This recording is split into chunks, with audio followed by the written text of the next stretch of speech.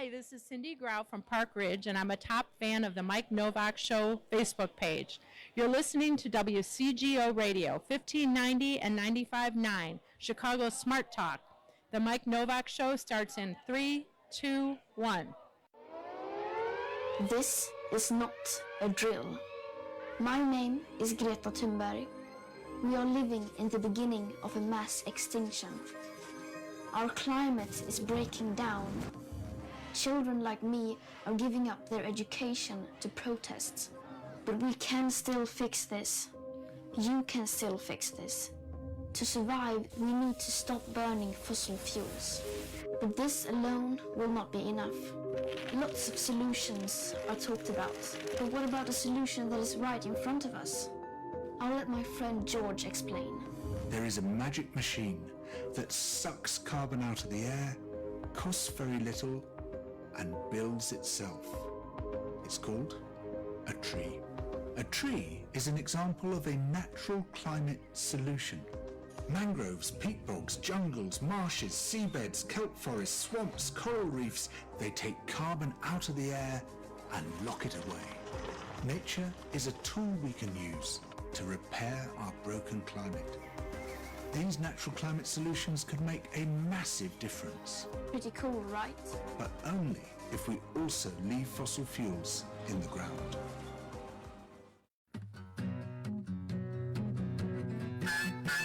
It's the Mike Novak Show with Peggy Malecki. Green, gardening, and environment radio. Flavored with a dash of humor. Welcome to intelligent, irreverent talk about plants and the planet they grow on. Your questions, comments, and participation are always welcome at 877-711-5611. Good planets are hard to find. Temperate zones and tropic climes. True currents and thriving seas. Wind blowing through breathing trees. Strong ozone and safe sunshine. Well, good planets are hard to find. Good planets are in the man. This hour is brought to you by Bartlett Tree Experts. Every tree needs a champion. Go to bartlett.com. Jet streams, perfect air. And here they are, Peggy Malecki and Mike Novak. Well, good planets are in the main, right? And good morning. Good Welcome morning. to the show. Let's do this. Oh, I feel so much better. The dingers are back. The dingers are... Wow, I am... Okay. I may change headsets, but I sound real bassy here. I don't know how it is. A little bassy here, too. Yeah, it just seems real bassy. Oh, yeah, it's kind of a All right. foggy, rainy morning outside. Talk amongst yourselves. I'm going to just grab the one here. I got the spare. And He's got the spare. Always carry a Yeah. spare set of headsets. Yeah, doesn't everybody? Of Okay. course. And how is it that we went from August to November and just skipped the month of October? That'll be back tomorrow for a day and a half. Okay. And then a high of 50-something next week. Later in All the right, week. I've got the other ones. Let's try these. How do these? Any better? Oh, that's much better. Woohoo! I don't know what this is. Get these out of here. Throw this headset. Hey, we could raffle them off. Anybody want some headsets? Oh, get it out of here. All right. Hey, folks. You heard the beginning of the show, which was Greta Thunberg. And, of course, she pronounces it very differently because she's Swedish. Greta Thunberg, Greta. something like that. Speaking recently at the UN, and there's the climate strike that may have been the largest strike for against climate change in the history of the planet. Some estimates 4 million people worldwide, and I look at that and I think, let's see, 7 billion. That's it? 4 million, yeah, it really. But that's still but good. that's still the largest one. That is still good. And there was another smaller one this past Friday. They should have. I guess they need to have them every Friday. Mhm. Is that how that's going to work now? I have a feeling it may in some areas. Climate strike every Friday. And there's another big one scheduled for November. I'd have to look up the date, though. All right, good. Now, question is it good enough? Is And anyone listening? that is the topic of today's show with a guy who's been named Guy, who's been thank you. See, and that's why we have That's why we have the dingers. That's why we have the dingers. How many seconds was that? 90. You never give me a 90-second. You always give me a 60 or a 2-minute. What's this new thing? 90 It's seconds. the new I Andrew. just forgot to do the 2 minutes. He's just doing it to throw me off. First it's the headsets, and then it's the 90 seconds, please. 43. I know, exactly. Guy McPherson is on the program today. He's been on the program before. He is a internationally recognized speaker, award-winning scientist, and the world's leading authority on abrupt climate change. Professor Emeritus from the University of Arizona. He was on the show, I want to say 5 years ago. 2014. Wow, how did March you know? 30, 2014, according to what he had posted on a site. He keeps track of it better than I do. Well, yeah. That's why he's on next. That's right. And we're going to talk about the end of mankind. The end, as I said on my post on Facebook, strap in, folks. This is way over on one side of the spectrum, one person's idea of what is happening. And there are people who agree with him. So we're going to talk about that with Guy McPherson, PhD. Stick around. He is also the owner of Nature Bats Last, which is his blog. We'll be right back. Soil and plant health don't stop at harvest. Now is the critical time set up for next season. Okay. Are we live or not? Are our mics live right now? Okay. Okay. Yeah. Okay, good. Just checking. Okay. Hey, Guy. Guy, how are you? Okay, your mic's muted, so I don't know if you can hear me, but we. I'm good, thanks. I can hear you, and I just unmuted my mic. Yay! Okay. Good morning. To invest in an electrical car or truck, make sure to hire a state-licensed electrical contractor. The installation of that charger will require a permit in most So municipalities. Carrie Make sure Lederson to was check the also on that ICC website for a show. certified Liderson. contractor. Liderson was on the show. ICC.illinois.gov. Was she You can really? also Wow, that find was an DNR interesting Services day, wasn't it? They've been a licensed electrical contractor since 1992. Visit their website at restorethenorthshore.com. Good morning to everybody out there on Facebook. And as I remember, that's interesting because Carrie Liderson was Carrie Liderson, who's a reporter, climate reporter, was on the show back in 2014 when we did this, and as I remember, she was kind of gobsmacked by what you had to say. 2019 Tesla Model X, the award-winning all-electric SUV. But you need to get your tickets soon because only 2,500 will be sold. So how do you win? Go to Good morning to everyone on Facebook. John, Helen, Tom, Joey, Teresa, Jeff, Karen, Don, Jessica, for $100 or the 4-pack and whoever for I missed. $300. Mark. All raffle proceeds will fully benefit the Illinois Solar Energy Association, a nonprofit working to advance the solar others I've energy missed. development throughout the state of Illinois. The winner will be drawn at the ISEA member meeting on December 5th, 2019. Anyone in the continental U.S. is eligible to win, and you don't even need to be present at the drawing to claim your prize. So get your tickets, the rules, and all the other small print details at illinoissolar.org today. Closing my eyes to changes I refuse to see. The bigger the fool, the harder the fall. Welcome back to the Mike Novak Show with Peggy Malecki, Somewhere in your and Kathleen might appreciate that song because she's been watching the Ken Burns series on country music. That's Chris Christopherson. And the reason I'm playing that is because Guy McPherson has several Chris Christopherson songs on his website. And you can go to Nature Bats Last. It's actually, I believe, GuyMcPherson.com. Right, Guy? That's correct, yes. And welcome back to the show. What is your fascination with Chris Christopherson? Well, I don't know. I grew up listening to him. I think he's a fantastic poet. And the best part about it is I can sing along. Anybody can sing along, and it doesn't really degrade the quality of the voice experience. Well, I thought you were going to say anybody can sing at least as well as Chris Christopherson, but what they cannot match is his songwriting. That's exactly right. He's an astonishing songwriter, and so many of his words seem fitting to my life and have since I was 8 years old. Yeah, brilliant songwriter. So welcome to the show, and by way of introduction, and it is McPherson, right? Not McPherson? Exactly. And in fact, when people pronounce it McPherson, it's just an opportunity for continued defamation. Look, he's McPherson. Oh, dear. Okay. A scientist and professor emeritus of natural resources and ecology and evolutionary biology at the University of Arizona. You've written more than a dozen books and hundreds of peer-reviewed articles, blogger, cultural critic. You co-host your own show, your own radio show. You don't need to be on this one, Guy. You're on Nature Bats Last.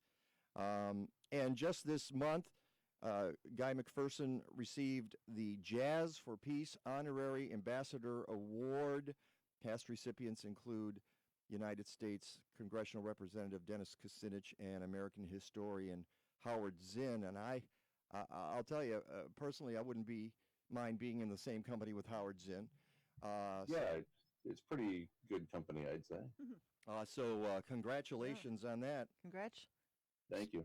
So the last time you were on, and Peggy tells me that you posted that you were on with me March 30th, 2014. I had This was, he didn't post it recently. This was in something else you had posted a while back. Oh, okay, great. So you did that. You were looking for me. I wasn't looking for me. I was looking for other stuff because I didn't exactly remember the date. I thought it was 2014, but so here we are, 5 years down the road, and what I want to ask you is what's changed in 5 years, but keep that in mind. But before we do that, I was lying awake early this morning thinking, okay, how do I open this conversation with Guy? We've talked about this before. I'm aware of your writings. I'm aware of the fact that you're controversial. But there are people listening to the show right now millions who have never heard of you. And I'm not saying millions of people listening to the show. I'm just saying there's millions of people who had not heard of you, have not heard what you write and know what your viewpoints are. So I have to have you lay that out very briefly so we have a frame of reference for this conversation. So you can give me a 2, 3, 4, 5-minute elevator speech if you want, because I know if folks go to Nature Bats Last, and I wrote this on my blog yesterday, you could get sucked down a rabbit hole and never come out because you have so many links, you have so much information. You could be studying that site for weeks, and then of course you would want to Google or go to a search engine and find references about the things you write about, because if you're going to check what Guy has to say, you want to check what other people have to say about the same thing. So what would that elevator speech be to somebody who has never heard you before? Well, the really short version is from February 2018, when Dan Coates, Director of National Intelligence in the Trump administration, said that we are in the midst of abrupt climate change. Add that together with the headline from the Telegraph in Great Britain from 2 days ago, which reads, "Climate change now irreversible due to warming oceans, UN body warns." That's the Intergovernmental Panel on Climate Change. You add those two together, abrupt climate change, irreversible climate change. We're in the midst of abrupt, irreversible climate change. So that's the very short version of the story. The somewhat longer version of the story, rooted in evidence, is that there's a December 26, 2018 peer-reviewed paper by Burke and colleagues in the Proceedings of the National Academy of Sciences. It relies upon the IPCC's representative concentration pathways, which have repeatedly proven too conservative when compared to actual changes. And that paper concludes we're headed for a Pliocene climate as early as 2030. So that's how rapidly we are warming the planet given this set of living arrangements.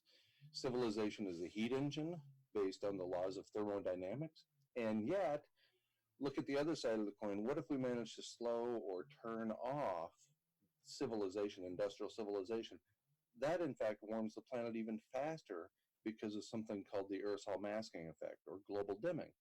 A paper published in Science by Daniel Rosenfeld and colleagues on February 8th of this year suggests, and then in an interview, Daniel Rosenfeld further reiterates the point, less than a 20% reduction in industrial activity will drive a global average temperature rise of 1 degree Celsius within a matter of days or weeks. The vast majority of life on Earth cannot keep up with that rate of change. So we're warming the planet with this set of living arrangements, industrial civilization, whatever you want to call it, and slowing this set of living arrangements heats the planet even faster. It's the doomed if you are, doomed if you do, doomed if you don't scenario, basically. Okay, end the show, everybody. Good night. Turn out the lights.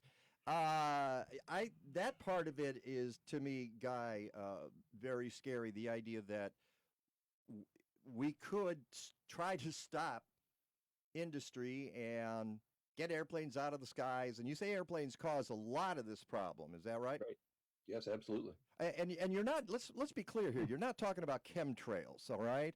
Chemtrails, No. yeah, that's tinfoil hat stuff, where people believe that the government is conducting secret experiments to change the weather, alter mankind, humanity, I guess. And you're saying, no, it's just a matter, a function of having so many airplanes in the skies at one point. That what is that doing to our atmosphere? Well, the contrail effect is very short term, and this was observed on September 14th, 2001, when planes in the United States were grounded for 3 days. And a profound change in the temperature of the Earth resulted in only 3 days because of the relative absence of contrails in the atmosphere very quickly. But that contrail effect is different from the greenhouse gas effect. So, and I don't want to go down that path because it's probably too much information to cover in the short time we have here. Mm-hmm. But at least temporarily, those contrails protect us from incoming radiation, much like the aerosol masking effect does, or global dimming.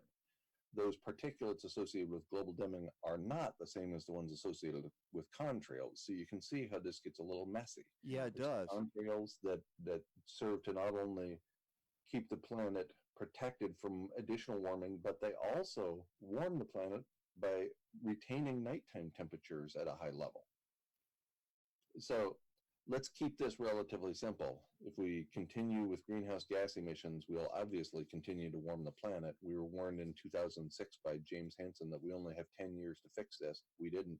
We were warned by the New York director of the United Nations Environment Program in 1989 that we had 10 years left. We didn't fix anything. In fact, in the last 25 years, we've added more greenhouse gases to the atmosphere than in our entire run as a species before that. So we're not slowing things down, and due to the knowledge of the aerosol masking effect, that's probably a good thing.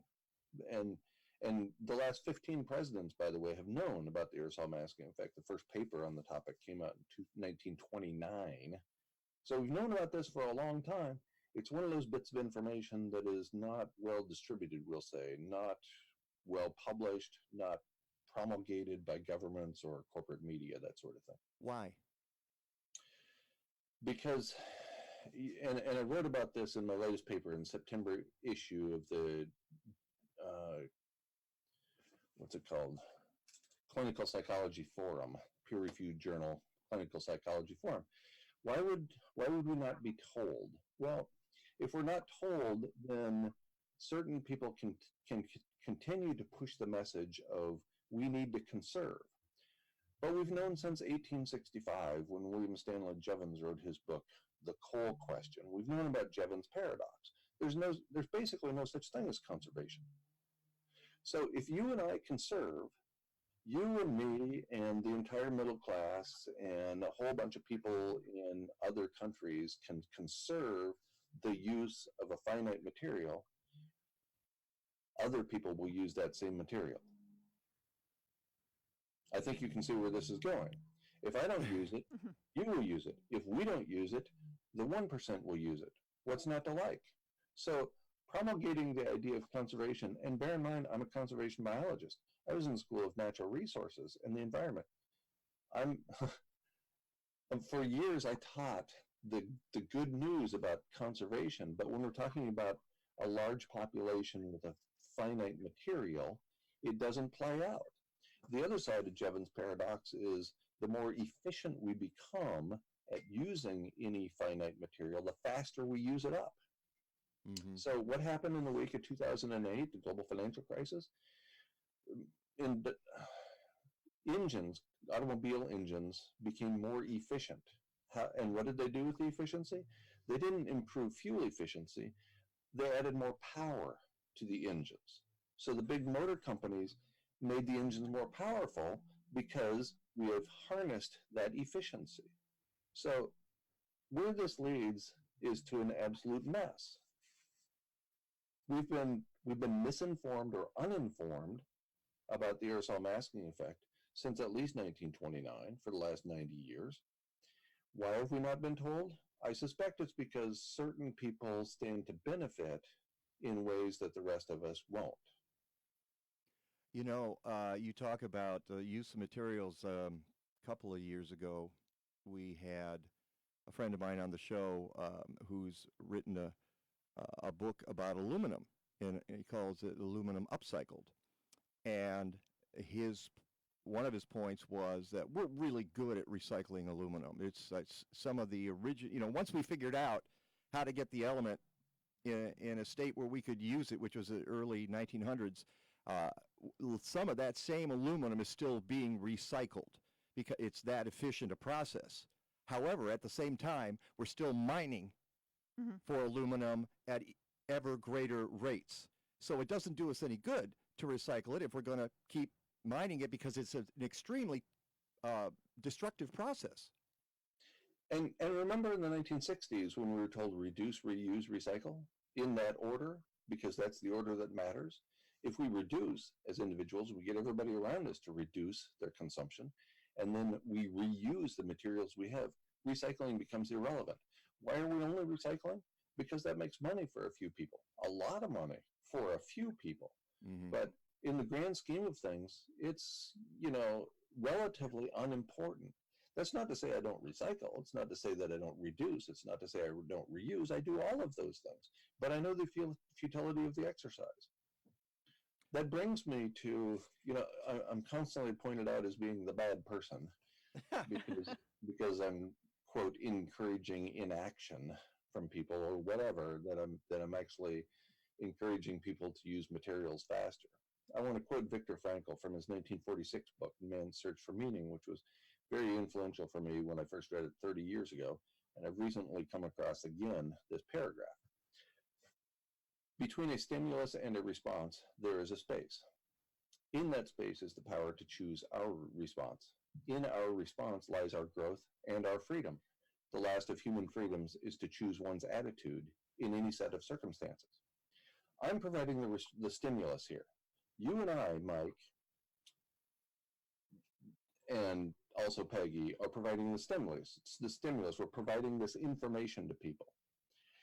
Between the stimulus and the response, what might be viewed in some cases as a knee-jerk reaction, is a space. I would encourage people to not use the knee-jerk reaction. In that space is the power to choose our response. Think about it. How are you going to respond? I'm merely presenting evidence here published in the peer-reviewed literature.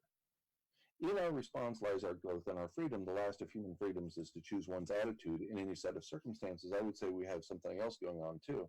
Mm-hmm. We get to choose our actions, not just our attitudes, in the face of this information. How are you going to act now that you know, now that it's been confirmed, something you knew since you were 11, that you were given a terminal diagnosis at birth? Really good point.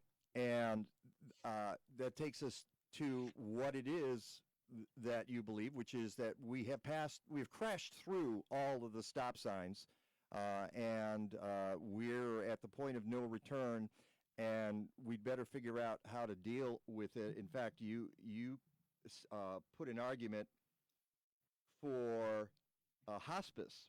It's time to pursue hospice as a planet, is what you say, and you said that in a speech several months ago. What you've got 60 seconds. We'll break for a short time and then get right back. But briefly, how would you say explain living life as a hospice? Yeah, in my May 2019 article in Clinical Psychology Forum, again, the peer-reviewed journal article, I point out how we might pursue hospice, planetary hospice. And basically it comes down to this. What do people do when they're in hospice? They tell the truth. They tell every version of the truth. They complete relationships in their lives. If I'm going to die in a month or 6 months or a year, I'm not going to lie to you anymore. I'm going to tell you I love you. I'm going to seek your forgiveness, and so on. Okay, we'll be right back with Guy McPherson. Soil and plant health don't stop at harvest. Well done, Guy. Critical time to set Thank up for you. next season, and the products to use are from. Yeah, it was just a little hot. Yeah. I didn't want to interrupt what he was saying with the music. Soil needs are the same. Feed those plants with Spectrum and Nutri-Need to get your soil ready for spring. Go to blazing-star.com. The soil can make compost from field debris, so use biodigester as well. Tiny products from Blazing Star. Go to blazing-star.com. If you love to landscape with trees and you haven't been to Rich's Fox Willow Pines in Woodstock, now I get you've missed out on their collection of hospice unique piece of conifers 60. and rare deciduous trees. There should be a 2-minute break. After 31 years in business, they're closing their doors at the end of 2019. What? So now is the time to take advantage of 40% off for container trees and 30% off in-ground trees. There's still a good supply of pines, spruces, Oh, you do firs, have a Bartlett hemlocks, Tree junipers, as well. We're not yews, and the deciduous larches, bald cypresses, and That might have dogwood been one of redwoods. Many of the cultivars are dwarf in form or have unusual shapes, such as weeping, bounding, columnar, or angular. Like I said, these are not your grandfather's conifers. If you've been to I'm the curious Shedd what the Aquarium, reaction Lincoln Park was Conservatory, from the New York or the Chicago City Botanic Council Garden, meeting when you gave that seen some of these presentation. fantastic trees. Well- Go to Rich's Fox Willow Pines for more information. Follow them on Facebook and sign up for the e-newsletter.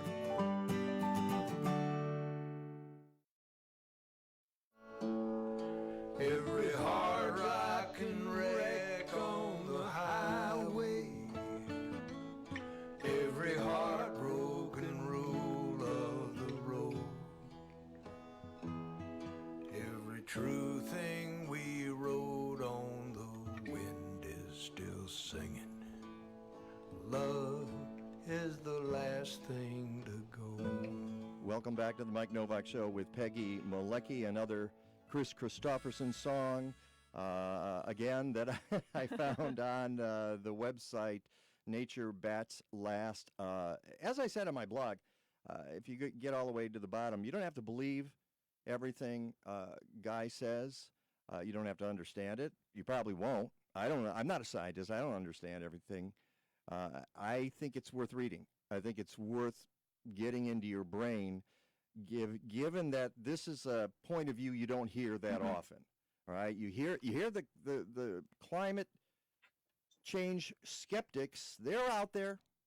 You hear the middle of the roaders. They're out there.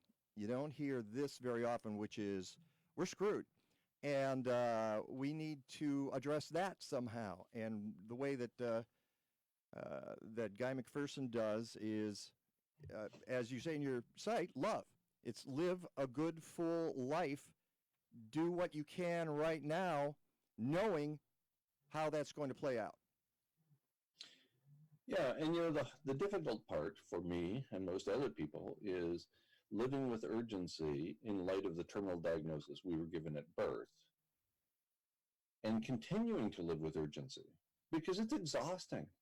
Yeah. You know, if you have something you call a bucket list, if you have relationships you want to complete, if you want to apologize to somebody and seek forgiveness, and you ratchet that up to every relationship in your life, if you want to tell those people that you love them and now is the time to say goodbye. You know, I've been doing this for 16 years, 17 years or so, and it's exhausting. You know, it was Homer in the Iliad who wrote, "Any moment might be your last." And he was writing about how spectacular it is to be humans and have any moment maybe your last. And he pointed out before then that the gods envy us because they have to do it every day. And having done it every day for the last 17 years, I promise you it's exhausting. It's also very fulfilling. It's also gratifying to go into the world and acknowledge that I might never be able to take out the garbage again. I might never be able to do the laundry again. We view those as mundane tasks, and they are, but there's also some beauty in them. How many people in the history of the world have ever had a washing machine, for example, to wash their clothes? How many people in the history of the world have ever had a garbage can? You just put your garbage in there, and then it magically disappears 3 days later when this big truck comes along and hauls it away. You know, that's part of our problem, Guy, all right? As you know, there's no such thing as a way. And, Absolutely. But we grew up believing that, especially in the United States. So we're a very privileged country, and it's good for people to understand how privileged they've been to live here. But you have a lot of critics out there. And I don't know. I'm just guessing. One or two. And one of the tamer criticisms came actually from Skeptical Science, who called you an alarmist a couple of years ago. And they write, there are a few reasonably well-known individuals who could accurately be described as climate alarmists. The most prominent is Guy McPherson, who decided in 2002 that climate change would likely drive humans to extinction by 2030. 16 years later, we're now more than halfway to 2030, and the global human population has grown from 6.3 billion to 7.6 billion. It's quite safe to say we won't go extinct in the next few decades. How do you respond to that? Really? That's what Francis Bacon called the idol of the den. IDOL, the idol of the den. Just because it hasn't happened, therefore it won't happen. Really? That makes logical sense to you? Then I don't think you belong in a scientific, rational conversation, period. You know, there's a lot of things that are happening right now that people said could never happen. For example, people fleeing Central America, where I lived for about 2.5 years, because they no longer have habitat for humans there, because they're unable to grow food. People fleeing the Middle East and Northern Africa. I was on tour in Western Europe more than 5 years ago, and the average European was outraged at the flood of immigrants coming in from the Middle East and Northern Africa. People that don't look quite like us were invading the country. How about the South Pacific, where island nations are going underwater, so people are fleeing for their lives there? The list goes on. These are the kinds of things that people said would never happen, and yet they're happening. How's this one for you? In the last 4 years, there have been 5 tropical storms in the Atlantic. That's never happened before. Oh, in fact, there are 5 hurricanes, category 4 or more. That's never happened before. There's all kinds of things happening around the planet that have never happened before. One of the near-term things that is almost certain to happen within the next few years is an ice-free Arctic.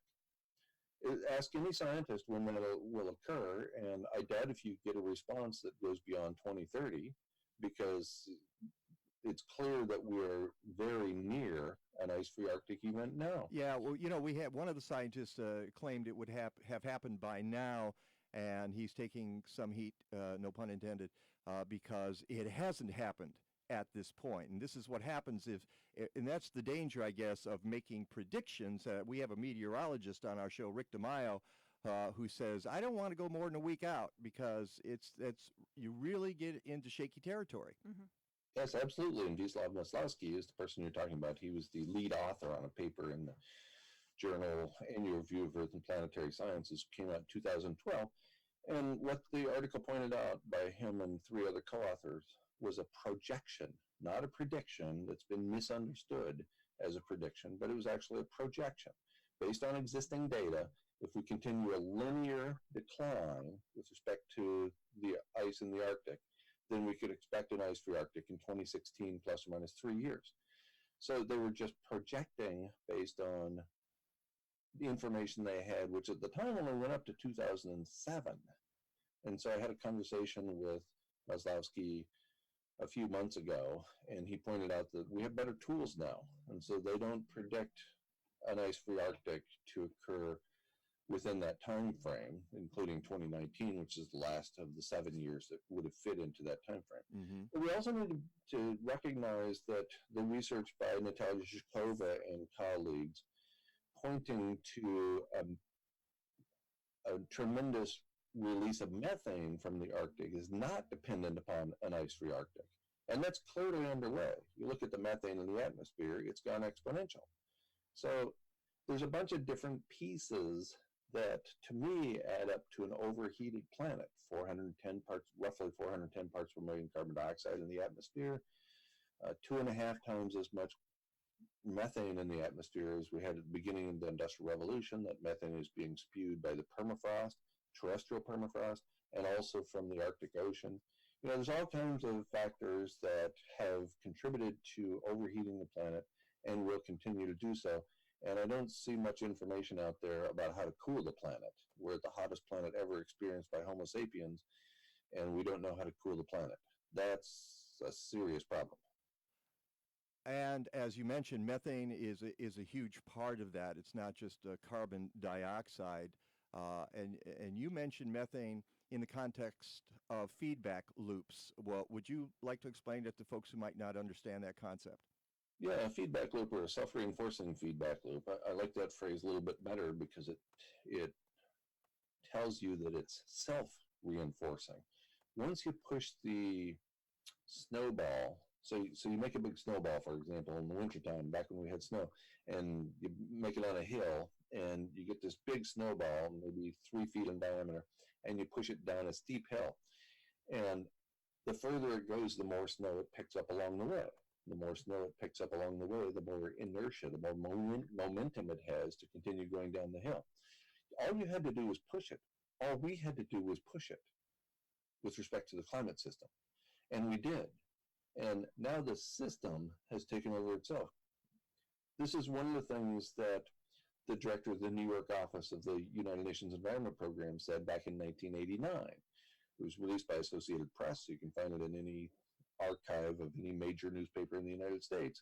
He was talking about self-reinforcing feedback loops by which the system overcomes our ability to control it to the extent we have ever had any ability to control the climate. Those days are behind us now. So you look at the Intergovernmental Panel on Climate Change and other political forces as slow-moving, obviously, and timid, cautious, way too cautious. What can be done, if anything? And I know this is, it's an odd question to ask, given you've already said we should go into hospice. Is there anything that can be done? Oh, yes. Not at the level of society, not at the level of government. Of course not. We have begun the process that is irreversible. We are in the midst of abrupt, irreversible climate change. There is nothing to be done about that to slow, stop, or reverse abrupt, irreversible climate change. However, we can live. You know, there's a lot of people in this world who are going to die without ever having experienced what they wanted to do with their lives. There's a lot of people who are alive, but we look at them and it doesn't seem like they're living, to me and to you, or at least not living fully, because they're trapped on a treadmill. Mm-hmm. They show up to work every day and they continue that work, and the bars that they're building, the bars that they're putting up to build their own cage, are the expectations of others. Why did I go to work all those years at an ungodly hour in the morning to stay until an ungodly hour at night? Because that was the expectation of society. That's what professors do. They're influencing young minds. They're teaching during the day and conducting research in the morning and at night. And this is the expectation that is had of what professors shall do. And so I did. And I don't think most of us realize that we are living our lives according to the expectations of others. Almost nobody would admit that. But if you think about the treadmill you've built for yourself, or maybe that society has built for you, there's probably a pretty good likelihood that you're not in complete control of what you're doing every day. Right. So, there's even a paper that's come out since most of the criticism launched my way. This paper was published the 13th of November, 2018. It was by a couple of biologists named Strona and Bradshaw. And the title is Co-Extinctions Annihilate Planetary Life During Extreme Environmental Change. And the extreme environmental change is 5 or 6 degrees Celsius. Well, we're almost certainly headed there with an ice-free Arctic, for example. If we destroy all life on Earth, I'd say there's a pretty good chance that includes most of us, too. Most humans are alive, some a lot more than others, obviously, but if we destroy all life on Earth, we're not going to have human beings on this planet. And so that's my message, that's my warning that I've been sounding for a long time. Increasingly, my message has the support of the peer-reviewed literature. And we need to take a break. News. All right. We will be back with Guy McPherson. It's the Mike Novak Show with Peggy Malecki. City Grange, Chicago's newest and most unique garden center. Sorry, there we have to go when the music starts. Oh, I understand perfectly well. Yeah. I did an interview with a guy named Paul Henry in New Zealand on his television show. It's since been renamed because the show after he interviewed me, he announced his retirement. He said his mother has encouraged him to live instead of working for a living. So he quit. He plays golf every day in Palm Springs, California. I like that idea. The voice kept coming into his ear, telling him, "Commercial break, you got to stop."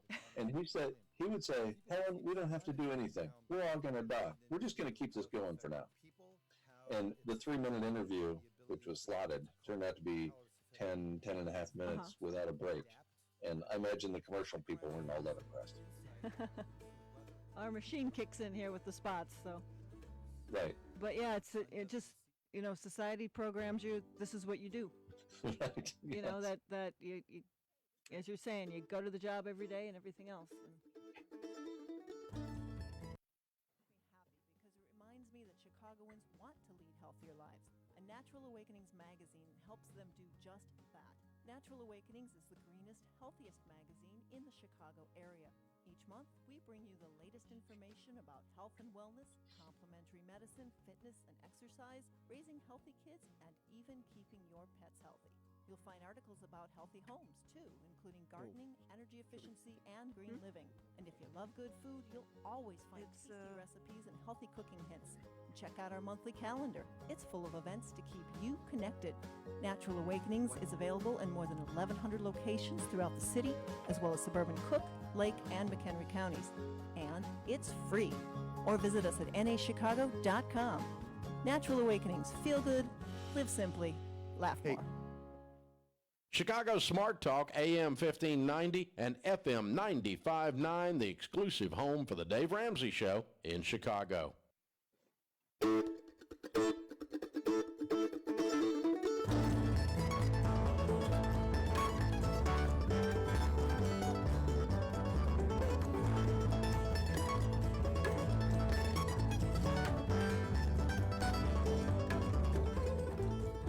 Welcome back to the Mike Novak Show with Peggy Malecki. We are today the alternative to Ken Burns' country music. But that's all I got. I don't have as much as he does. We don't have the video to go with it.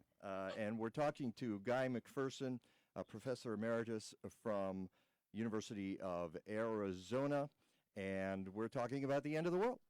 All right, as simple as that. Can you take a phone call? Guy? Oh, yes. Let's put Amtrak Tim on. Amtrak Tim, I haven't heard from you in a long time. How you doing? I'm pretty good. I'm doing pretty good. I'm another really uplifting show today. Thank you.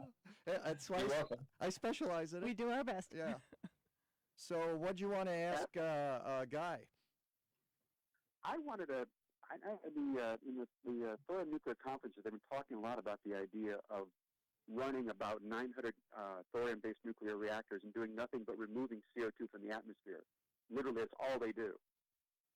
I'm wondering if he believes if we switch to a thorium nuclear sort of energy system, could we remove enough CO2 from the atmosphere to get ourselves to a stable situation? And I will mention that Tim has talked to me over the years about thorium, nuclear energy, and so I continue to kind of keep an eye on that. I've often wondered if Tim, this is, you don't have to answer this, but I've often wondered if it's so effective, why isn't the world gravitating to it right now? But it seems to me things have got to be better than the nuclear we have right now, which we don't have any idea what to do with the waste from. But that aside, Guy, can you answer Tim's question? Yes, I think that's a great idea. Had we implemented it 40 or 50 years ago, it might have delayed abrupt irreversible climate change. But we've begun that process now. We know that based on the laws of thermodynamics, civilization is the heat engine, and I suspect thorium reactors will continue to add to the heating. On September 10th, 2018, so a little more than a year ago, the United Nations Secretary General Antonio Guterres said we have until 2020 to change course. 2020. As I recall, that's only a couple of months from now, maybe 3. How can we change course? There is no known way to cool the planet. Could we cool it through thorium reactors? It would surprise me. I think that's a lot better energy system than what we currently have in place. But I'm not sure that adding a bunch more energy to the system is going to solve the predicament created by adding energy to the system. Well, you've got to remember, nuclear energy is not adding CO2 to the system. It is removing the CO2, so you're able to reduce the amount of heat that's going to be retained within the atmosphere. Nuclear power plants are currently adding enormously to the carbon dioxide in the atmosphere. The cooling towers created by all that concrete are not carbon neutral until at least 20 or 30 years down the road.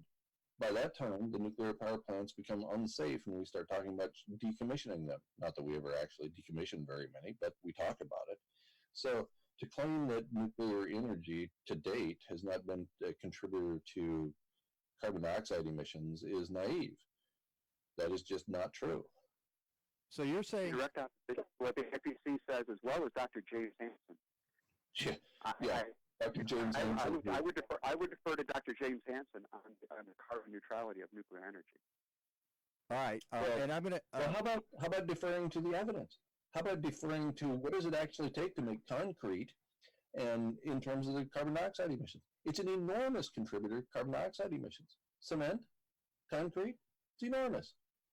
All right, we're going to leave it at that because I want to wrap this up. Tim, I appreciate the phone call, and it's a good thing to think about. And let's move on to wrap this up, because one of the things I did want to get to is when I announced I was going to have you on the show, I had some people warn me that this might be playing with fire.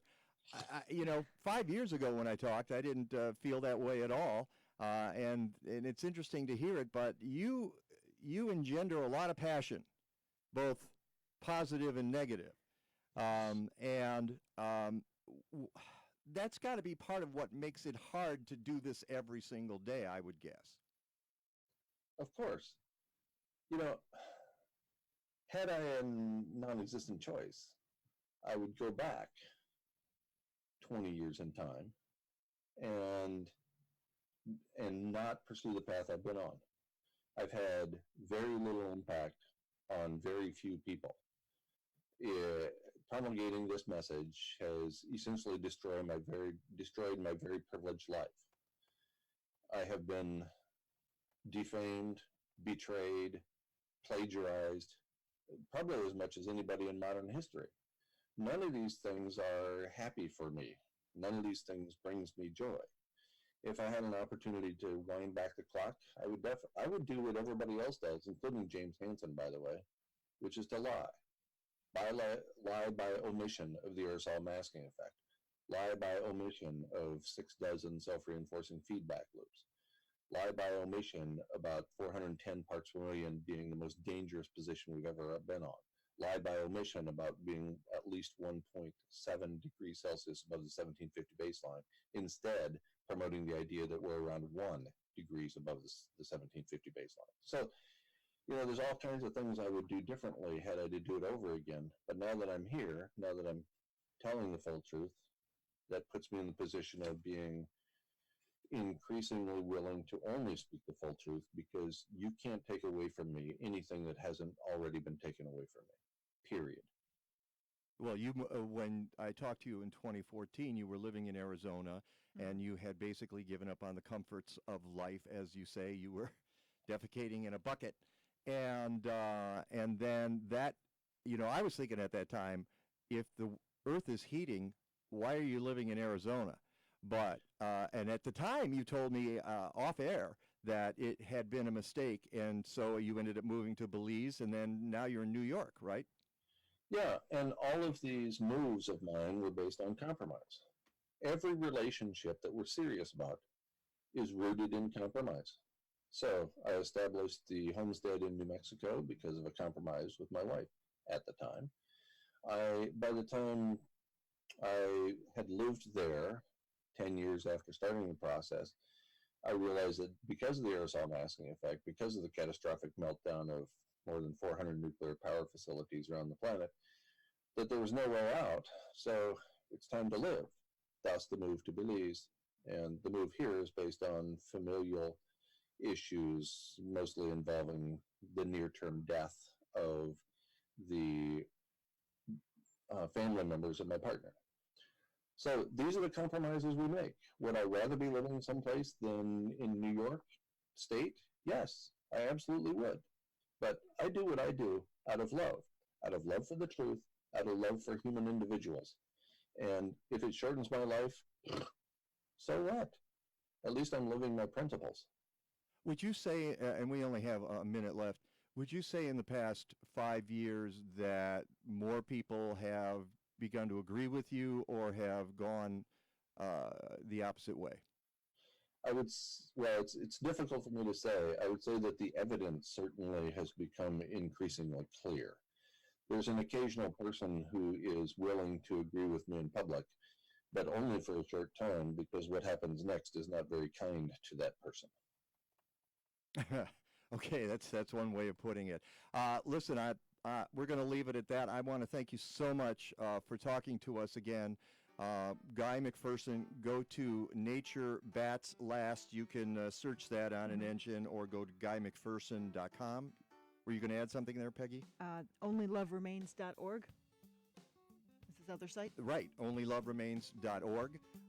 Either of those, and read up with it, with an open mind. Dr. McPherson, I hope we talk again soon. Thank you, Mike and Peggy. I hope we do as well. It's the Mike Novak Show with Peggy Malecki. Welcome to the second hour of the Mike Novak Show with Peggy Malecki. This hour is brought to you by Bartlett Tree Experts. Every tree needs a champion. Go to bartlett.com.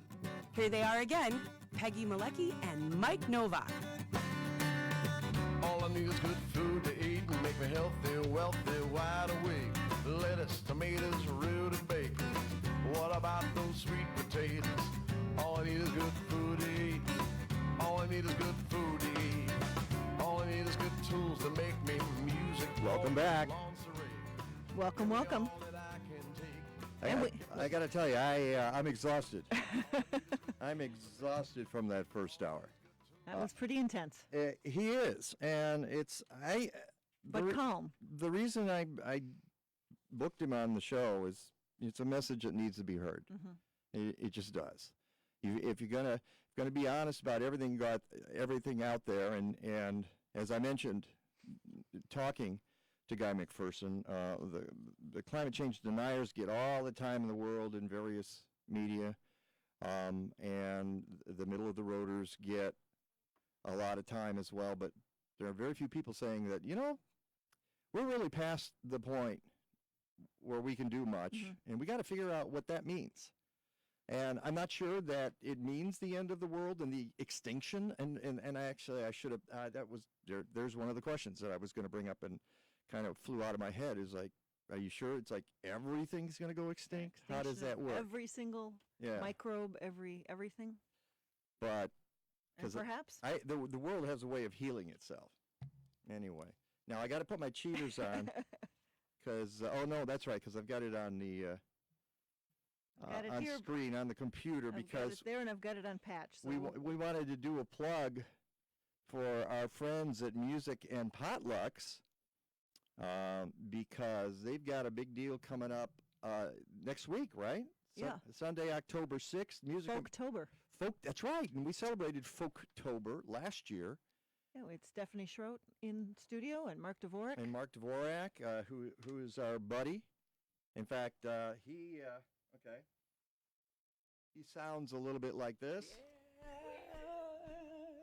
He lost his mind. Is that our theme song? I think so. For my pillow, cold, cold ground my bed, blue skies my blanket, moonlight my spread on my Yeah. Ain't that news? Andrew, I think that's a new outtake for the show. Got it. I think we can use that. I love Mark Dvorak, and he's a good friend of the show. So it is next week. See, now I'm trying to... So Music and Potlucks is a community organization that uses the power of song to support social agencies. And songwriting legend Michael Smith is going to be in the round at 5 p.m. Sunday, October 5th. And he's... okay. I can't hear myself, by the way, Andrew. I could say that he is a friend of mine. I haven't seen Michael Smith in years, but he's a friend of yours. But he's a friend of mine. Back in the day, he and Barbara Barrow worked with my theater company. Well, Barbara did, and then Michael Smith has done theater and music in Chicago forever. He wrote a wonderful song called "The Dutchman," but he's written a lot of that's what's his name? Steve Goodman. Thank you. I was going to say "Go Cubs, Go" guy, which is Steve Goodman recorded which The is Dutchman. just sad because Steve Goodman is so much better than "Go Cubs, Go." But Steve Goodman recorded it, and it was a hit with Steve Goodman. But Michael Smith wrote it. So Michael Smith is going to be there. He's going to be there. Heather Steica and Chicago's official troubadour, Mark Dvorak, is going to be there. So at Fitzgerald's nightclub at 6615 Roosevelt Road in Berwyn. What time? At 5 o'clock, and actually at 4 o'clock, Mark is doing a vocal workshop. 5 o'clock. Maybe I should attend. There's maybe we can get Chris Christopherson to attend. There's a whole bunch of different things happening that evening, and you can go on their website and find that. But all the profits are going to support Beyond Hunger, formerly called Oak Park River Forest Food Pantry, as well as Housing Forward and the Oak Park River Forest Community Foundation. So this event is always the big fall fundraiser to help support groups that are helping people who aren't doing as well, people who are hungry, people who have needs. And that's why we love them. And Potlucks, Music and Potlucks. And so see if you can go to musicandpotlucks.org if you want that information about the event, and show up if you can. And there's a button right there, Get Tickets. Takes you to brown paper tickets. Boom, done. I wanted to say one more thing, and it sort of relates back to our conversation in the first hour with Guy McPherson. And it's on the website. Go to MikeNowak.net, MikeNowak.net. I did a talk last week at a garden club, and one of the things I brought up were a couple of stories that came out this year about insect Armageddon and bird apocalypse. And I was doing some research yesterday in anticipation of having Guy on the show, and found a couple of articles that said, the science behind that and the reporting, the journalism behind it, might have been a little shaky. And it may not be as bad as we think it is if it had been reported in a different way. Because it depends on which bird species you're talking about. What's the baseline for that? And just go to my website and scroll all the way down to the bottom of the conversation with Guy McPherson, and you'll find the two stories that are on there. One is about what might have been inaccurate reporting regarding the insect apocalypse, and the other one is about the bird loss. And both of them say, the science may not have been the best on those reports, so we might not be in as dire shape as we think. And again, that's the job of a journalist. Just keep digging and digging and digging until you find the truth. All right, we're talking chickens and the city next. It's the Mike Novak Show with Peggy Malecki. When you want the best science for your Thank you. Thank you. Bartlett Tree Experts. They pioneered integrated pest management, or IPM, in the 1970s. Yeah, it was introduced interesting the in first that organic fertilizer, and now Bartlett is in the first bird and article, only some of the tree stuff care that they were company talking to about, research how it the was benefits of social media biochar ready on urban when they soils launched the and paper. tree health. Yeah. Put science was to just work for your trees. a whole other Get topic. a free estimate today. Every tree needs a champion. Go to bartlett.com. Soil and plant health don't stop at harvest. Now is the critical time to set up for next season, and the products to use are from Tiny O Hey, good morning, Laura. Whether And you're now I working would've just 500 go, well, square Hey, feet how are you? or a Good. 1,000-acre Good to farm, see you. Soil Better than this needs tune. are the same. to see you guys. Those plants with spectrum and nutrient to get your soil ready for spring. Go to blazing-star.com. The soil can make compost from field debris, so use biodigester as well. Tiny O products from Blazing Star. Go to blazing-star.com. Probably have the Steve Goodman CDs at home The somewhere. 12th annual McHenry County College Green Living Expo returns on Saturday, There's November Martha. 2nd, and it's packed with cool, sustainable exhibits and learning experiences. The Clean Transportation exhibit features luxury electric vehicles. There are workshops on regenerative agriculture. Hey, good morning, composting, Alan and recycling. Kathleen, Visit with area and Laura, farms, and CSAs, Mary Lynn, and other Sam. organizations to learn more about local agriculture. There are People more who than have signed in on 100 Facebook. area I'm betting businesses Kathleen and didn't listen to the first hour. offering green exhibits. Taste local food, go on the Sustainable Artist Walk, and tour the She missed beautiful Chris new Christopherson. MCC greenhouse true. and high tunnels. The Green That is Living true. Expo is free and open to the public. Peggy and I will be there. Come and join us. McHenry County College, Saturday, November 2nd from 10 a.m. to 3 p.m. Go to mchenry.edu/Green Expo or contact the MCC Office of Sustainability at 815-479-7765.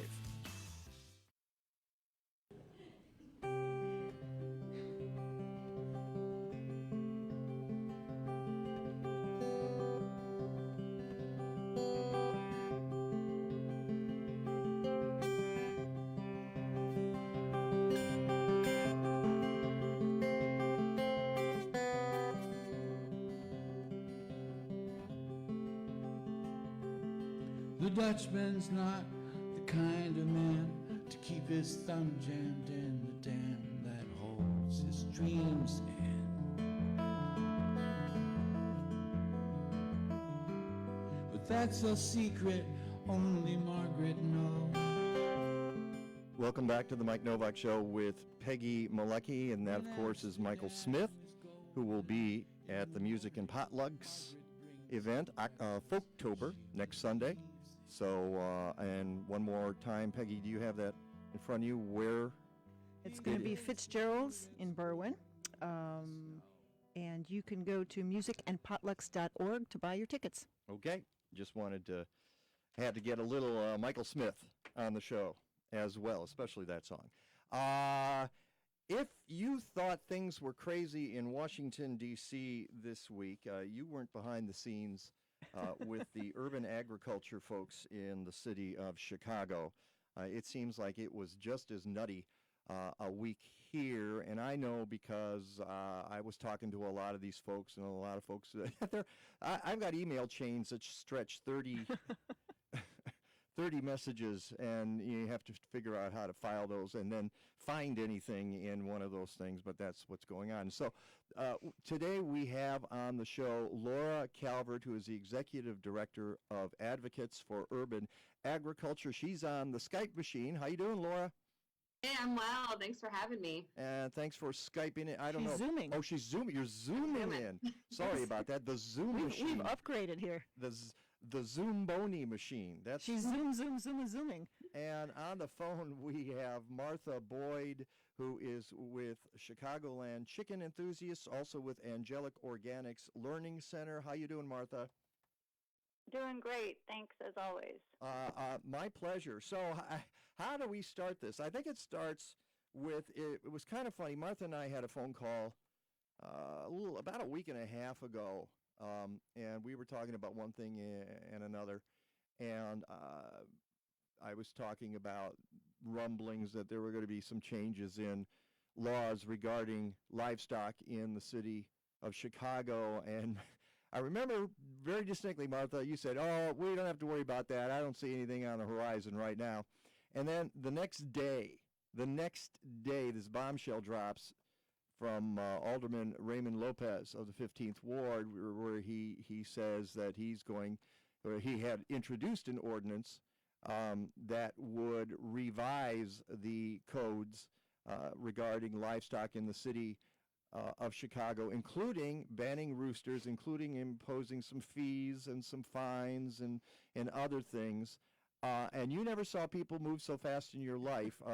The behind-the-scenes folks, the urban agriculture community said, "What?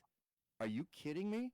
And so, and why didn't you ask us? Well, that was one of the questions, and we'll get to that. So, by Tuesday, Laura Calvert, who's on the Zoom with us right now, was on Chicago Tonight on WTTW talking about this with the aldermen. And by the end of the week, there was a statement that was put out by a bunch of groups, and you can find it at my website, MikeNovak.net, or you can go to Advocates for Urban Agriculture. You can go to other places and find the statement and an action link where you can write to your alderman. Obviously, you need to live in the city of Chicago. So we'll talk about all of that. So let's start with you, Laura. What was your initial reaction to the announcement by the alderman?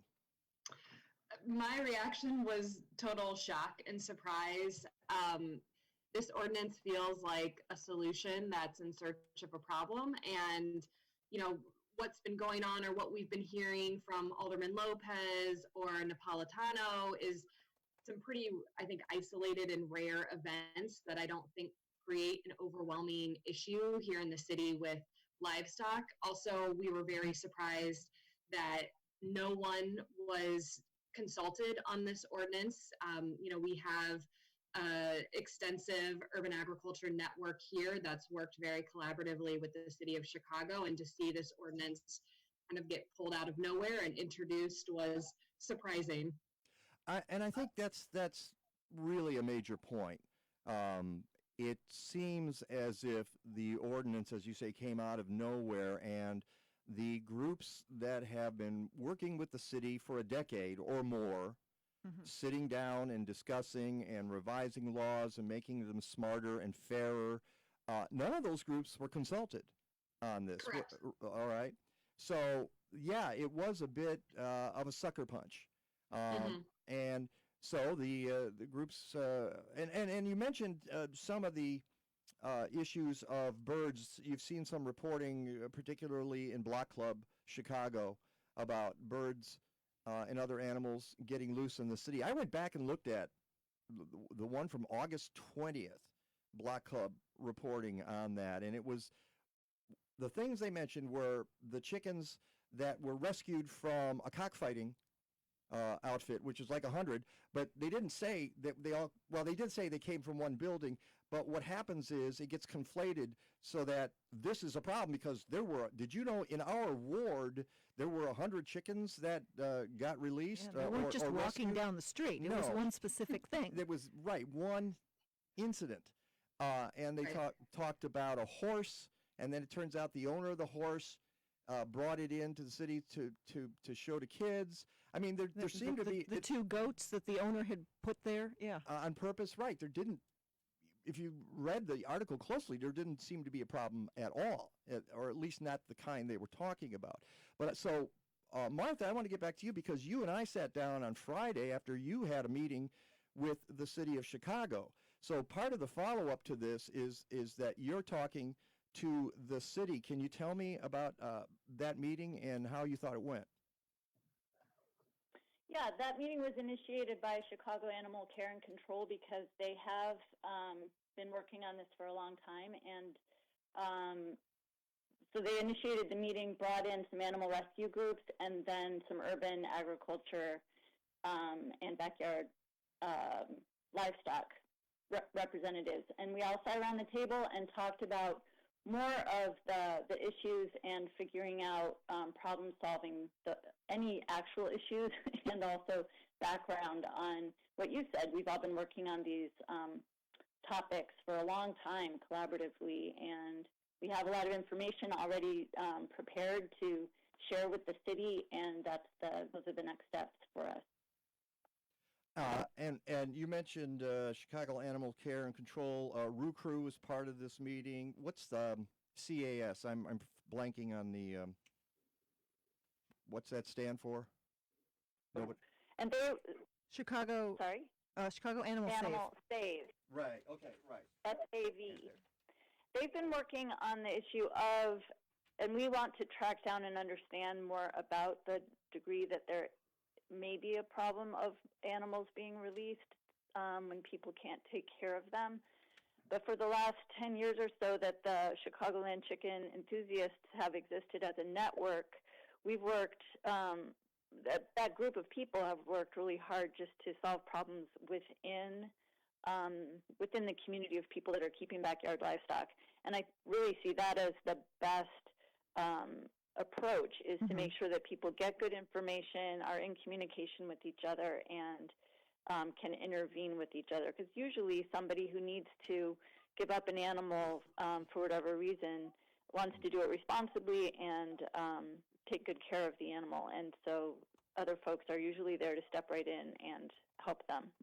And one of the things that happened just last weekend by coincidence, maybe it wasn't, I don't know, was your annual Windy City Coop and Eco Yard Tour. So I understand actually one alderman took advantage of and came out to see on the ground how these animals are being cared for and treated in Chicago. Yeah, we've definitely had other aldermen out other years, but the timing of things was such that the alderman had already heard from a constituent about the livestock ordinance and was invited to come out and take a look at some sites on the tour, and he did. This was Alderman LaSpada in the first ward. And so for us, that's the best case scenario, is that people see it the way people actually do it in their yards, so that it's not just an anecdote and it's not sort of whatever their imaginations are concocting about what this looks like. Yeah, we can't let their imaginations in on this. So what were folks saying? And we'll get back to you in a second here, Laura. But Martha, what was the reaction of the chicken owners on the tour to the news that this ordinance was being proposed? People on the tour and in the networks overall are worried, a little panicky. Some people are like, that's why I live in Chicago. If this passes, I'm moving. There are people who love their animals, their pets, and or just considered members of the family even, and so they can't imagine just being told you have to get rid of them. That goes for the roosters as well as the hens. So yeah, a lot of people who are just ready to step up and talk to their alderman and do what they can to prevent the livestock ordinance from going through as it's proposed.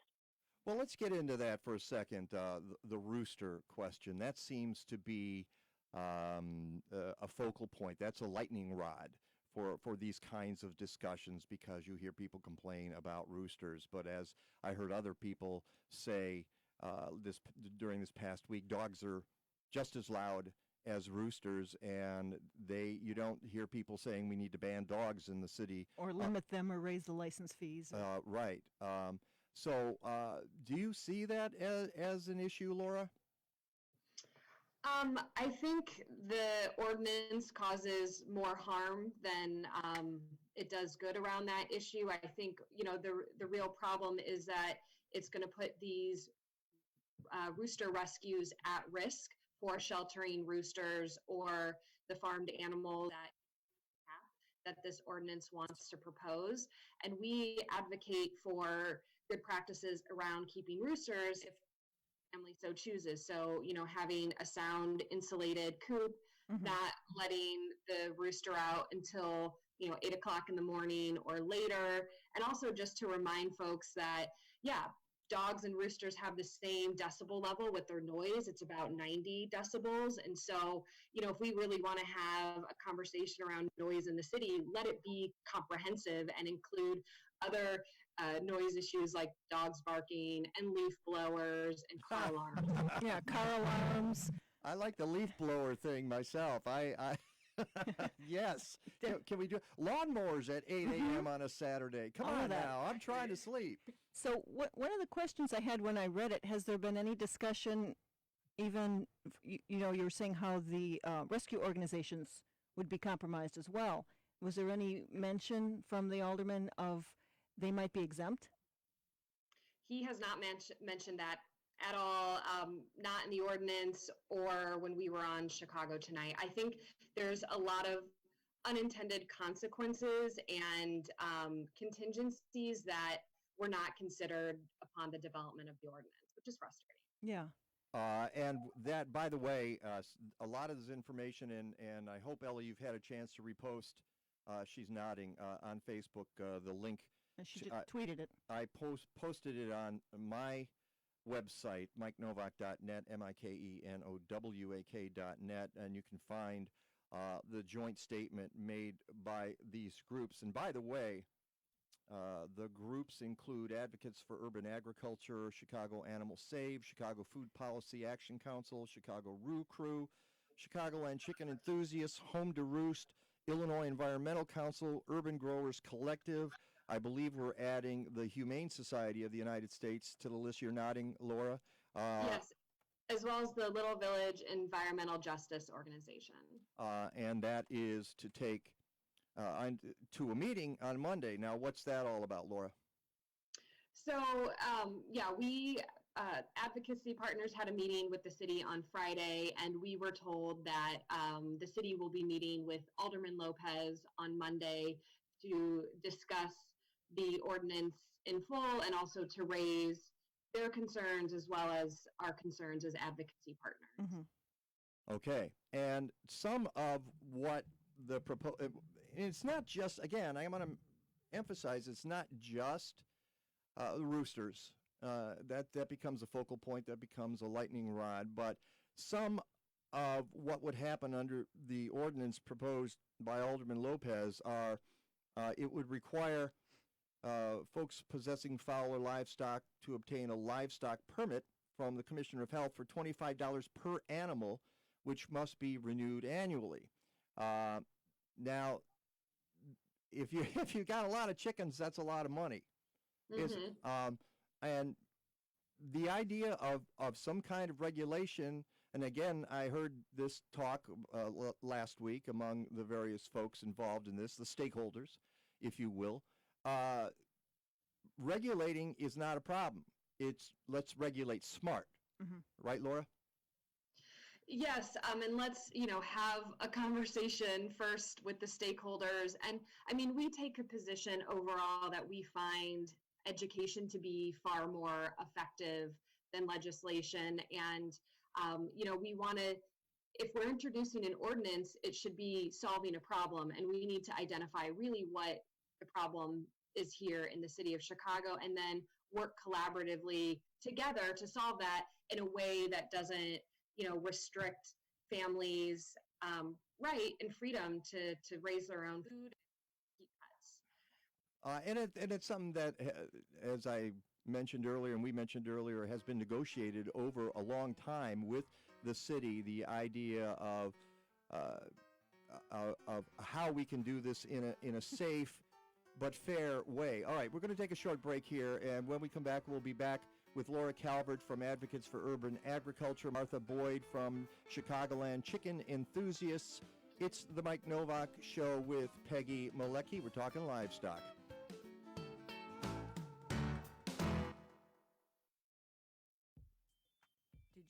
So Audrey says motorcycles are just as loud as roosters, and you can hear motorcycles all through the night and day. Should we ban them as a contributor to noise pollution? Okay, there you go. Well, it's kind of interesting in the proposed legislation as well, the effect on urban farms. Right. Which just kind of seem to be inserted. And that's kind of what I want to get into here. Avoid anything that bears a poison label, but especially products that contain diethylene glycol, formaldehyde-based deodorizers. So we tweeted out the joint statement, and I posted it in the comments here, and Ellie's going to do an Instagram post after the show. Okay, great. Sounds good. Who have done the homework for you already. or make your own. It's an easy, non-toxic solution. I'm Green Diva Meg. Find Something more about chickens? useful Green Diva podcasts, videos, and of course, lots of low-stress ways to live a deeper shade of green at thegreendivas.com. Have you ever walked into a hair salon and been overwhelmed by the smell of All righty. Thank you. Well, that's never going to happen at Organic Roots Eco Salon. Ooh, we've They got use Reed, only the City Grange, safest, Bartlett. most Oh, my natural, goodness. professional hair got the products Bartlett. Do you have available them? to make sure you get great yeah. color results that last and won't harm the environment or you. Their salon products and services are free from ammonia, formaldehyde, and other toxins typically found in hair color, perms, and keratin smoothing treatments. Organic Roots also offers a I'll do the complete Bartlett menu now, of and then we'll safe do the, straightening treatments, including the non-toxic Magic Sleek and Cezanne Keratin Smoothing products that let you shampoo the same day. They even repurpose hair clippings, recycle product containers, and use LED lighting. Now that's green. Walk into 21st century hair care for women and men at Organic Roots Eco Salon, 3417 Dempster in Skokie. Book your appointment at organicrootsecosalon.com or call 847-423-2653. Health and beauty. You no longer have to sacrifice one for the other.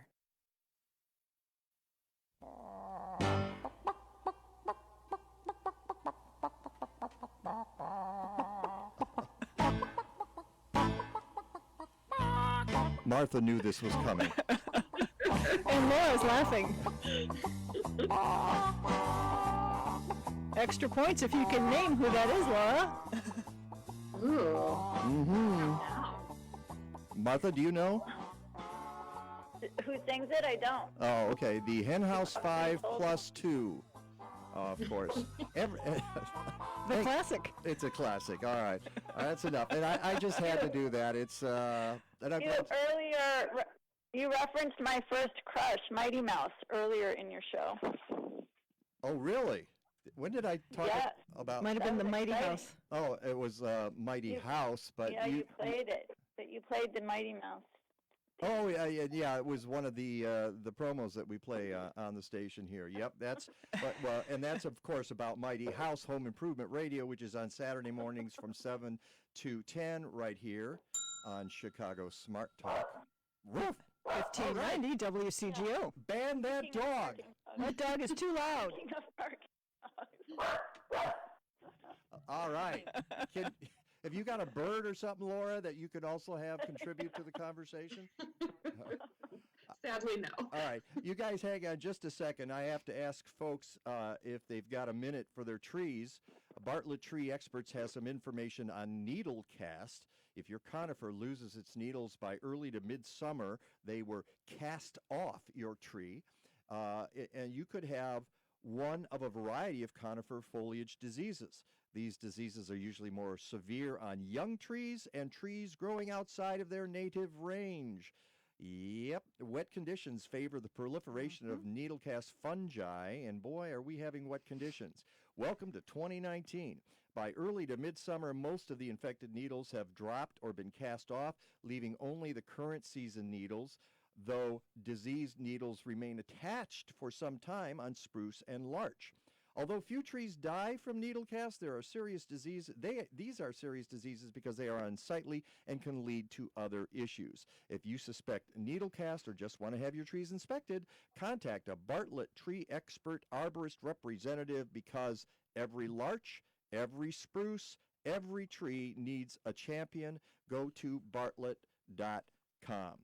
And we're talking to Laura Calvert from Advocates for Urban Agriculture and Martha Boyd from Chicagoland Chicken Enthusiasts and Angelic Organics Learning Center. I wanted to really quickly go over some of the stuff that ordinance had that was proposed would do.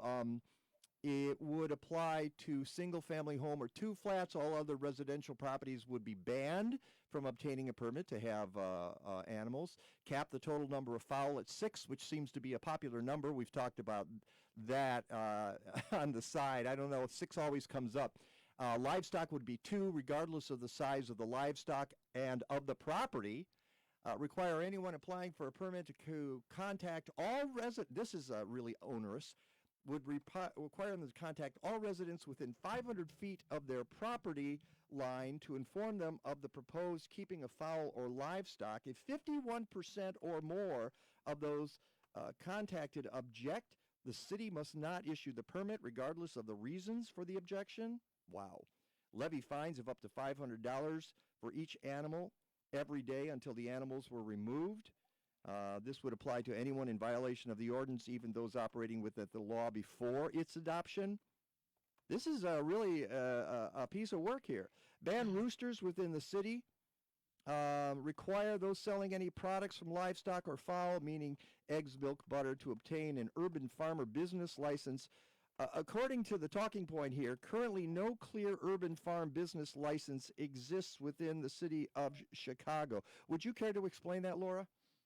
Sure. So that's actually been an initiative that we've been working on here at AUA along with our partners, the Chicago Food Policy Action Council and others, is the fact that, according to the Urban Agriculture Zoning License, which was passed in 2011, urban farm businesses have to acquire a business license, and there is not an appropriate one within the Business Affairs and Consumer Protection Office. So it's just interesting that this ordinance would require a urban farm business license when one does not exist, and it's something we've actually been pushing for years. So, and maybe that will spur conversations about this so you can finally get that settled, because I imagine there are a few, more than a few areas that are unsettled right now about having livestock in the city and having urban farms in the city. Yes, and this, one of the big problematic things with this ordinance, and livestock is getting a lot of attention, but also this urban farm restriction that's tacked on at the end of the ordinance, which says that if only 25% of registered voters within a precinct, and a precinct can include zoning that's beyond just residential into commercial and manufacturing, if 25% of those registered voters do not want urban farming there, they can file a petition. And we find that to be incredibly problematic, and that will threaten the entire urban farm community here in Chicago, both for those operations that are currently in existence and ones that are in the development phase. Wow. Okay. And let's get back real quick to whether we have a problem with animals being let loose in the city. It's something that Martha, you and I and some of the animal advocates we sat down with on Friday talked about. Let's clarify what happened with those 100 chickens in the ward, Lopez's ward, the 15th ward. That was basically a cockfighting operation that got broken up, right? It was, and the details that I have are secondhand from Julia Magnus of the Chicago Roo Crew, Roo Crew. But I do want to emphasize it's an anomaly in this kind of situation. So many people are keeping backyard chickens without any kind of negative impact on the people around them. In fact, a lot of positive impacts educationally, eggs, friendliness, people getting to know each other. So I just want to emphasize that. But this particular instance was somebody who obviously wouldn't care what was on the books because he had 114 roosters and some chickens as well, some hens as well, in pretty bad shape in one regular-sized yard. Not sure if it was technically Englewood, but it was in Alderman Lopez's ward. Mm-hmm. And when they were found, they were in cages piled up, and Animal Care and Control contacted the animal rescue organizations, and they were able to get out of the yard basically all of the birds over a period of time, get them veterinary care, get them proper housing with various people who have adopted them. Julia told us they are in something like 10 different states now. Yeah, I heard that, and I thought, the wow. United States. Yeah. And some of them are in animal sanctuary type of situations now. So, and that was a big operation to pull off. But in general, what happens is somebody who's not able to keep a chicken anymore, or maybe has a neighbor who really can't tolerate the rooster, they contact the chicken network in Chicago, and they say, can somebody rehome my bird? And somebody usually within hours on the listserv says, I'll take them. And that's been going on for years. So I do think it's important for us to understand if there is an increase right now in releases of any kind of animal, dog, cat, chicken. They were referring also to some larger farmed animals that, like pigs and sheep, that I just want us to make sure that we understand where animals are coming from, and we've always taken the line that prevention of problems is key for the animal's sake as much as anything, and that we want people to think really hard and prepare themselves before they begin keeping animals at home. I think that wherever there's a gap in outreach and education, potentially there could be a problem, but then just slapping a violation and a fine on somebody doesn't solve the problem and doesn't help them. You know, if they're turning their attention to dealing with the court and with paying fines instead of rectifying whatever the problem is, that doesn't help. So we understand that animals get loose. Sometimes people set them free. That's not a good thing to do. But an ordinance won't stop that. But the question I have, is this a crisis in the city of Chicago, Laura? I don't think so. We did talk to Chicago Animal Care and Control, and the overwhelming problem is still dogs and cats. I mean, they have had a few instances of larger livestock, for example, a sheep. But what they also pointed out is they believe that some of these larger animals are escapees from slaughterhouses here in Chicago.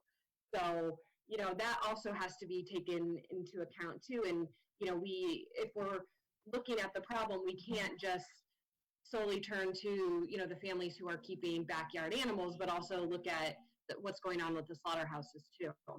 Yeah, the idea that there are slaughterhouses and they might be unregulated. I know some restaurants that in the day have gotten inspectors there once a month, which is a kind of a form of harassment. And so maybe we need to be looking at the slaughterhouses as well. And I will point out that the Cook County Board's Zoning and Building Committee decided not to ban roosters just this week. Yeah. Commissioner Peter Silvestri said there were only 3 complaints about roosters last year. Why regulate something that's not a problem? And that's suburban Cook County. And that's suburban Cook County, right, Laura? Yes, and we had worked with him along with Martha and our partners when that amendment was introduced to see, what the problem was and to offer our resources. And, after talking with them and them talking amongst themselves, they determined that there wasn't really a problem, so they did not need to create a solution and address of a problem that wasn't really there. I would imagine that you're going to point to this as a roadmap for City Council as well. Yes, and we, it's very fortuitous timing that this just came out, and we pointed to that when we met with the city on Friday, and so they're looking into that. All right, well, we're done here. So if you want more information, go to Advocates for Urban Agriculture, AUAChicago.org. You can go to MikeNovak.net and find the statement. You can sign up on it. You can write to your alderman. You can weigh in and have your voice heard. Thank you both, Laura Calvert and Martha Boyd. I appreciate you guys taking the time on a Sunday morning. Thank you. We appreciate you. Thank you. Thank you. Rick DeMaio next. If you love to landscape with Thank you, trees, guys. haven't been to Rich's Foxwillow Thanks. Pines in Woodstock, Thank you. Talk to you soon. All right, bye-bye. All right. Bye. Rare deciduous trees. Unfortunately, after 31 years in business, they're closing their doors at the end of 2019. So now is the time to take advantage of 40% off for container trees and 30% off in-ground trees. There's a good supply of pines, spruces, firs, great. Thank you. Sent those along yews, and 10 minutes ago. deciduous larches, wild cypresses, and dawn It redwoods. says Many of the less cultivars are dwarf than an hour forms, south have Chicago, unusual 6 inches of shapes, rain in such Will as County. wavy, mounding, or angular. These Band are from not Pontiac your to Peoria grandfather's conifers. yielded 7 to Stop 10 by, inches. Select and tag your trees now for fall digging. By the way, the sale of all their garden art goes to Mano a Mano International Partners to build schools and clinics in Bolivia. Go to richesfoxwillowpines.com for more information. Follow them on Facebook and sign up for the e-newsletter. That's richesfoxwillowpines.com. Farm Forward is helping Yes, to change the way Genway our Jus. world eats and farms to I know we had 'em on. conscientious Yeah, food I choices, know. reduce farmed animal suffering, Time to get and them advance back on. sustainable agriculture. Yeah, We are that's what- changing that's- policy, remind me, changing I'm gonna farming, and changing the ad story lib in by there working about with that. farmers to build alternatives that put animals, farmers, and communities first. To learn more about Farm Forward's work to end animal suffering and advance sustainable agriculture, visit www.farmforward.com and sign up for a monthly newsletter and find out what you can do to help. Follow us on Twitter, Facebook, and Instagram at Farm Forward. Stay in touch with The Mike Novak Show. Find us on Facebook at The Mike Novak Show. Use the Twitter handle at Mike Now. Yeah, Send it us a needs to be photo on taken Instagram out. It at needs to The be Mike just Novak chopped. Show, or write to us, Mike at Mike. Send a note to We're Michalski. also at thegreendivas.com. Well, and on the Gab he Radio Network. Podcasts they and blog bypassed posts are Michalski available on that. every That week came at straight from Turk. Yeah, but maybe he can edit it. Posts in our newsletter on the Yeah. homepage. And support the sponsors who support us. Look for their logos and specials at MikeNovak.net. I'm Kevin. And I'm Sue McCarthy. Join us for the Travel Planners Radio Show 6 to 8 p.m. Saturday. on WCGO Radio, 1590 AM and 95.9 FM. It keep raining and raining. Oh, tears from my eyes. Since you've been gone, Raining and raining. all I do is cry. 6 inches of crying there, in Will County? That's crazy. All right, we're going to get to meteorologist Rick DeMaio in just a second. However, healthy soil makes for a healthy garden, yet many folks don't know what to do. Genway Jus from Loyola University, who's been on this show. this very show, we Yep. got to have him back on Yes, this we show. do. He's great. Well, guess what? He's at City Grange now to teach the basics of soil composition. Cool. What NPK really means and how it impacts your vegetable garden, what to expect from a soil test, and how to have your best garden ever.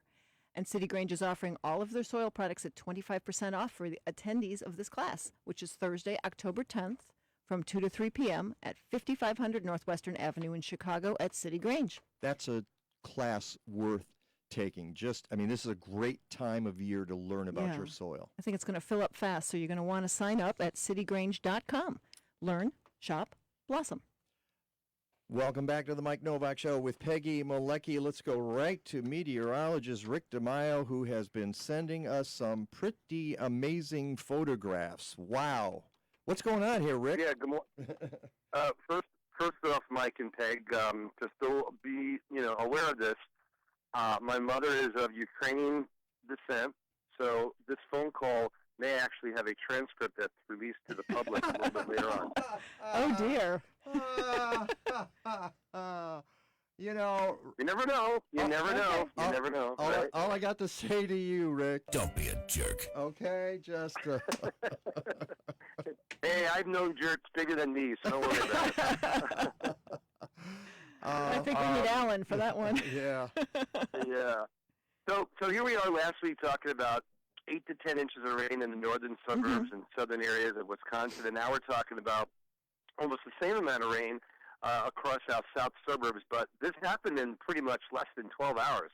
And when you look at some of those pictures that I sent you, you got a feel for these farmers, and these are probably the ones that were, that may have gotten their crop in, at the end of the period where you were able to still get crops in after we had all that, heavy rain back in April.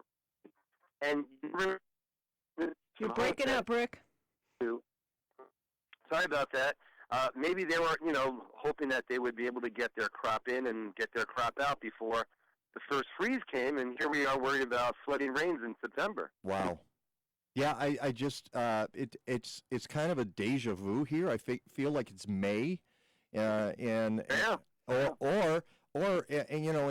yesterday it was funny. I was listening to KOTA in Rapid City, South Dakota, and they were talking about highs in the 50s, and I went, wow, it's kind of cold there. And then I realized it's in the 50s in Chicago right now. It was cold yesterday.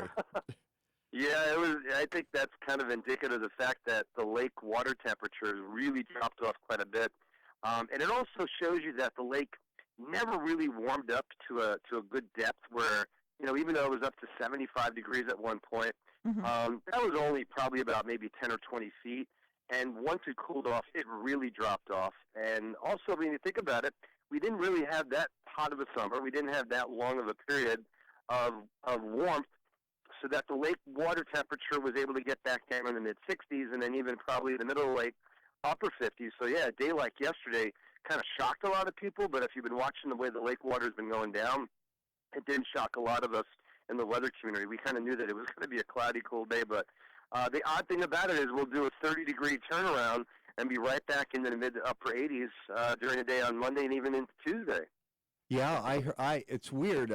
Coming in today, listening to some national news, and I heard the threat of a snowstorm in the Rockies, and yet New York City might get some of its hottest temperatures. They're going to have kind of a heat wave coming up. Yeah. Oh, yeah. Yeah, and if you look at some of the maps that I sent you in that weekly weather update, if you look at the area south of the warm front on Friday, this is pretty much across much of Missouri and western Illinois, the temperatures in the low 90s and the dew points were in the upper 60s and lower 70s. This was a remarkably hot and humid air mass, and typically where you get your heaviest rain is generally north of your warm front, and unfortunately, the numerical models 2 or 3 days out did not handle the amount of training that we were going to have. Typically, when you get thunderstorms like this, they kind of move off to the east, and they kind of move across different areas as they kind of move to the east and southeast.